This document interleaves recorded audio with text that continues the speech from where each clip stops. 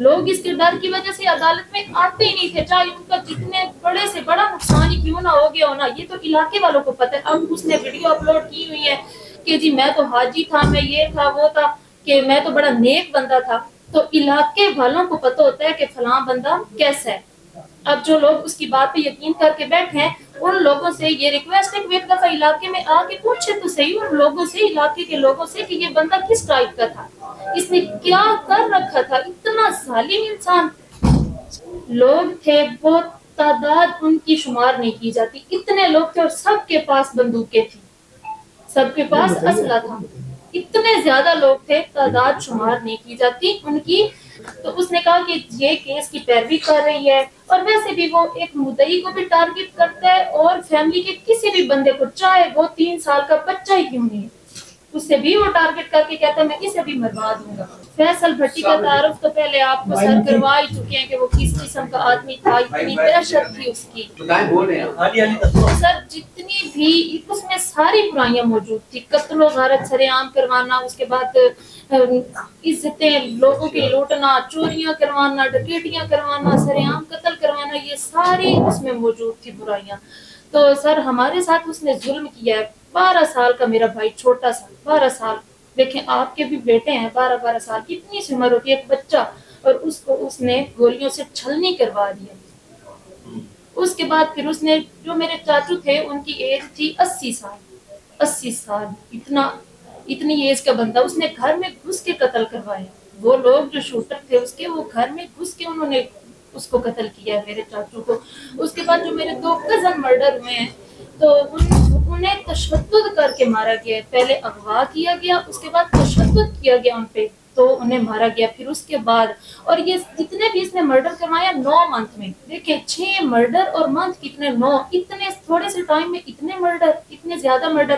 اور پھر جب یہ مرڈر کر لیتا تھا، اس کے بعد یہ پریشرائز کرتا تھا لوگوں کو کہ جی میرے ساتھ صلح کرو، اور کیسز کی پیروی نہیں کرنی آپ نے، جو پیروی کرے گا میں اسے مرواؤں گا، جو بھی پیروی کرے گا میں اسے مرواؤں گا۔ تو اسی لیے لوگ ڈر کی وجہ سے بھی اس کیسز کی پیروی نہیں کرتے تھے۔ ابھی سر نے بتایا کہ 13 تو ریکارڈ قتل ہے نا، اور جو اس نے علاقے میں دہشت پھیلائی ہوئی تھی وہ الگ تھی، لوگ اس کے ڈر کی وجہ سے بولتے نہیں تھے، لوگ اس کے ڈر کی وجہ سے عدالت میں آتے ہی نہیں تھے، چاہے ان کا جتنے بڑے سے بڑا نقصان ہی کیوں نہ ہو گیا ہونا، یہ تو علاقے والوں کو پتہ ہے۔ اب اس نے ویڈیو اپلوڈ کی ہوئی ہے کہ جی میں تو حاجی تھا، میں یہ تھا وہ تھا، کہ میں تو بڑا نیک بندہ تھا، تو علاقے والوں کو پتہ ہوتا ہے کہ فلاں بندہ کیسا ہے۔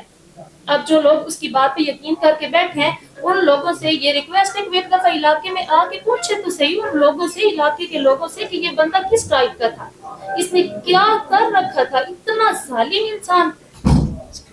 اور اب آپ دیکھیں، یہ بتا دیں کہ جس وقت یہ لوگ آئے آپ کے پاس صلح کے لیے، بڑی گاڑیوں میں اسلحہ بھی لے کے اور پیسے بھی لے کے، کتنے لوگ تھے، کیا انہوں نے کہا، اور آپ لوگوں میں سے کس نے ان کو جواب دے کے ہم صلح نہیں کرنا چاہتے؟ جی سر، لوگ تھے وہ تعداد ان کی شمار نہیں کی جاتی، اتنے لوگ تھے اور سب کے پاس بندوقیں تھیں، سب کے پاس اسلحہ تھا، اتنے زیادہ لوگ تھے، تعداد شمار نہیں کی جاتی ان کی، بڑی بڑی گاڑیاں، اتنا ڈرایا اس نے۔